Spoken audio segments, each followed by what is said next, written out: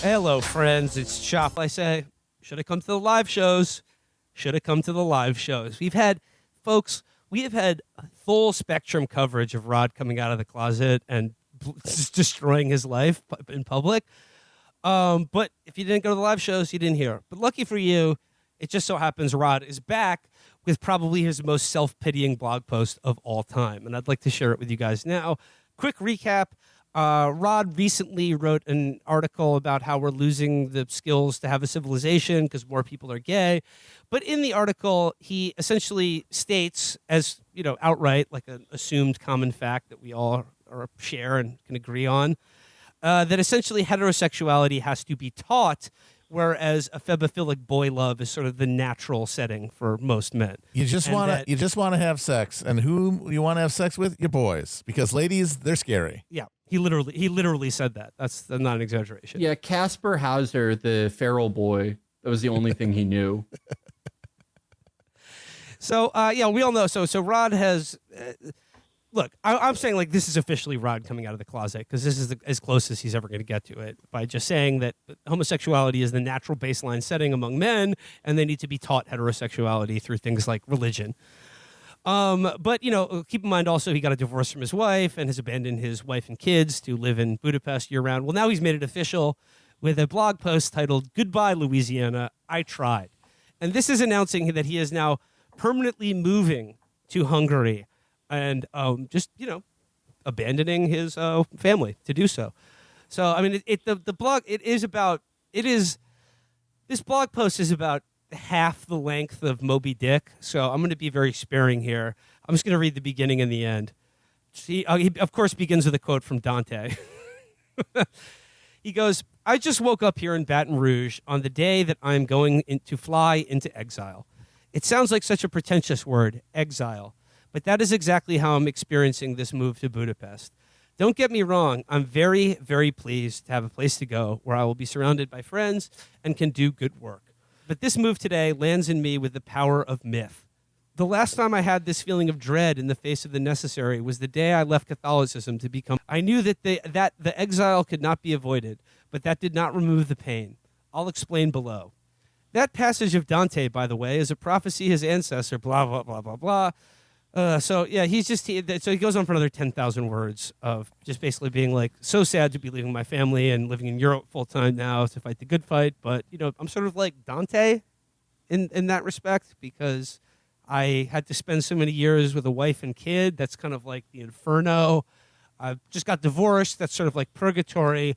But now that I can spend all my time in Budapest surrounded by with the stalwart young shirtless men. Magyars. Yeah, that is Paradiso. So finally leaving Louisiana, he visits his parents' graves. He walks around. He feels sad. I just want to get to the end here. Talks about his book, about his dead sister. He quotes Dante at length. He's still going, still scrolling. Okay, here he goes.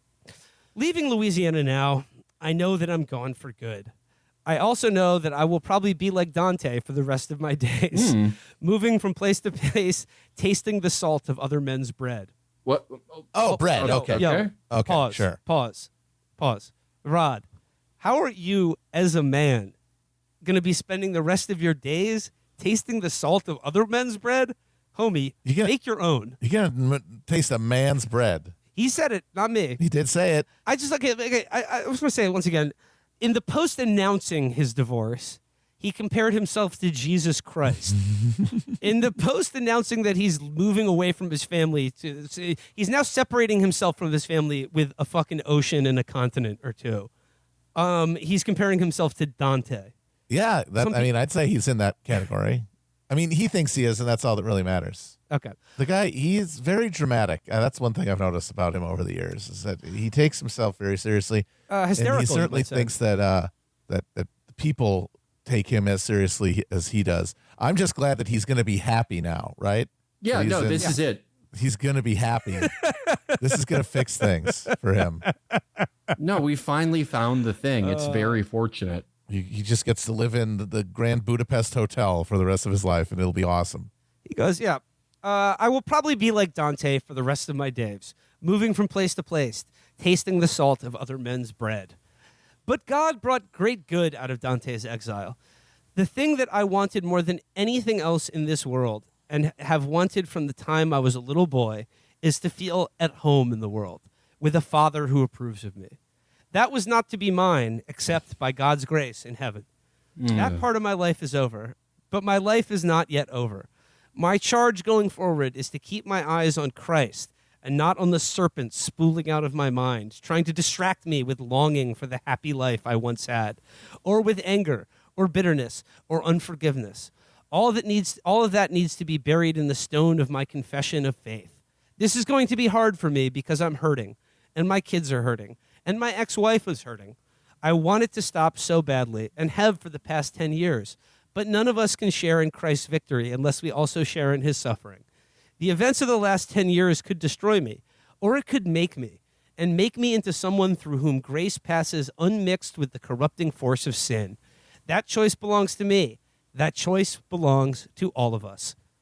So, if any of you out there are considering breaking up your family, divorcing your wife, and basically just removing yourself from the presence of your child's life, just know that like that's cool, and it gives you an opportunity to like just move and vibe, free from sin, and to just sort of max out on God's love. It is very funny because this is essentially the same sort of self-indulgent journey that like the hippies would do. You know, they leave their families and go on the hippie trail to Afghanistan or something. But because he's doing it in based Orban's Hungary, it's actually not liberal narcissistic self-indulgence. It's deep spiritual quest.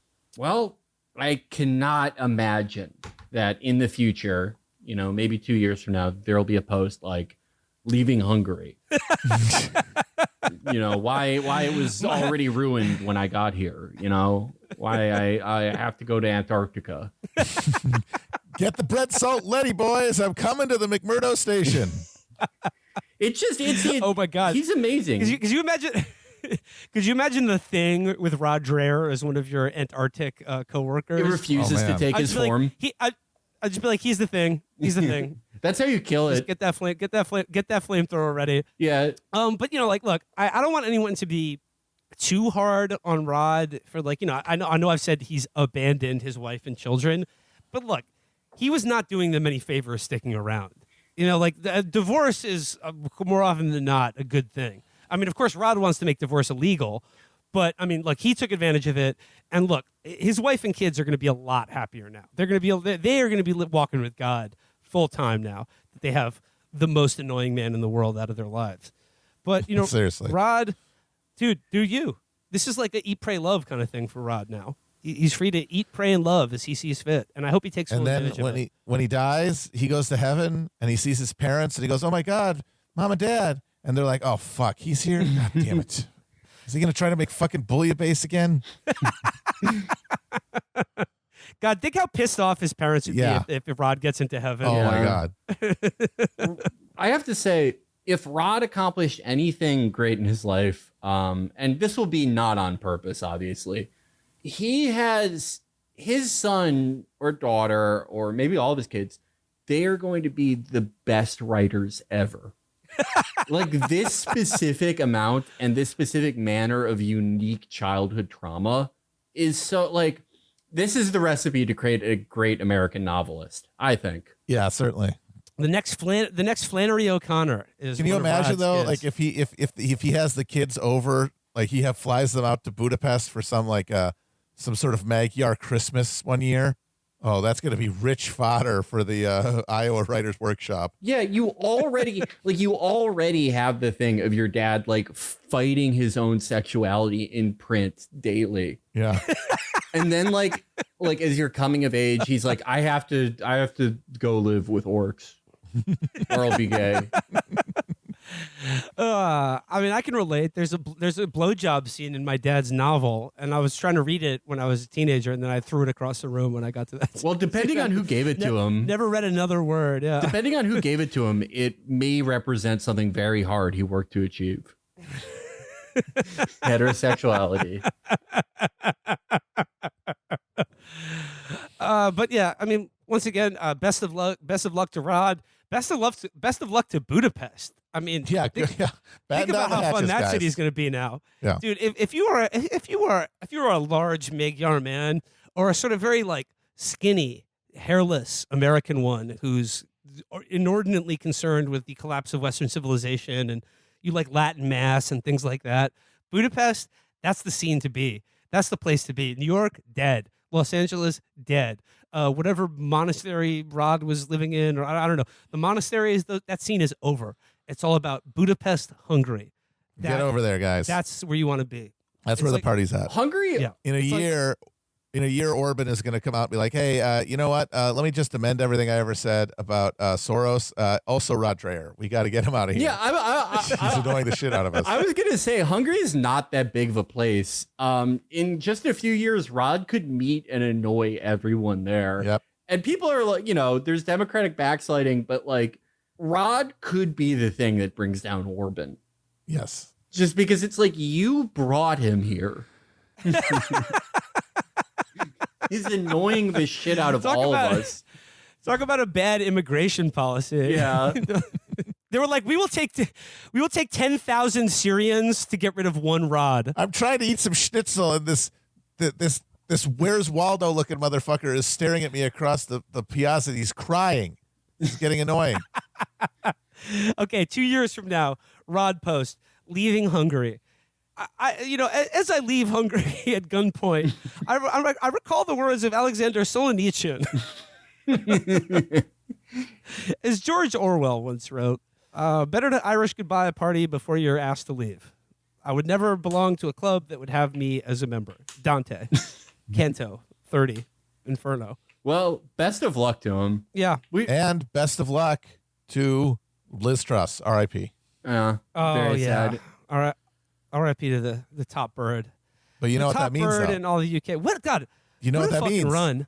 It means What a run, It Boris. means it's time to build back Boris. Yeah. Boris. He's actually. It looks like it might actually happen, folks. Who else do they We're at have? that point where you can just riff things out into existence. It's amazing. We're living in the most blessed fantasy world. We're living in the future we always dreamed of, where we get to bring back Boris better. They don't. Yeah. Who else? There's nobody else. That guy Rishi? Yeah. Fuck Yeah, no. he had a shot. yeah. Liz swooped him. There's no way he could beat Boris if it's head to head. Give me a break. Yeah, the guy who got beat by Liz Yeah. is not beating Boris. No. Just real quick, though, got to acknowledge, but before I forget about her for the rest of my life, what a fucking achievement. Shortest serving British leader in history. 44 days. 44 days. Did not even make it to fucking Christmas. Mwah. And during her tenure as prime minister, the Queen died, the pound collapsed, and the government soon thereafter that.